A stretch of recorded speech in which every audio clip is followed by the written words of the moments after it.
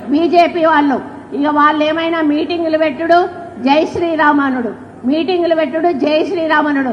మరి జై శ్రీరామ్ అంటే పైనుంచి ఏమన్నా పైసలు పడతానయా, లేకపోతే ఏమన్నా మనకు పథకాలు వస్తానయా, ఇంకేమన్నా వస్తానయా అంటే ఏమీ లేదు.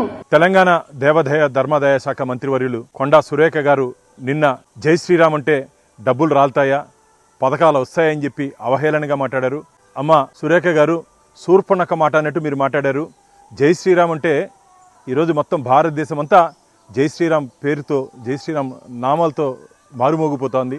నిన్న జరిగినటువంటి ఎన్నికల్లో నీ మారిగే మాట్లాడే మమతా బెనర్జీ, నీ మారిగే మాట్లాడే స్టాలిన్, నీ మారిగే మాట్లాడే కేరళలో హిందూ వ్యతిరేక విధానాలు, హిందూ దేవుళ్ళ గురించి అవహేళనగా మాట్లాడిన వాళ్ళందరూ చరిత్రహీనులుగా మిగిలిపోయారు.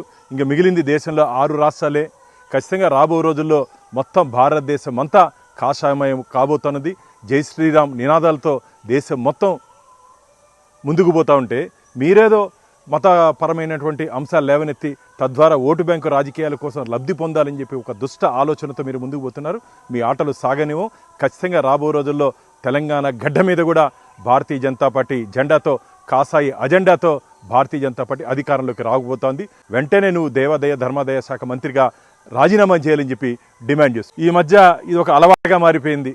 మొన్ననే ఆ దరిద్రుడు ప్రకాష్ రాజు మాట్లాడితే ఈరోజు ఈ సురేఖ శూర్పణఖ ఈరోజు రాముల వారి గురించి మాట్లాడింది. ఇది మంచిది కాదు.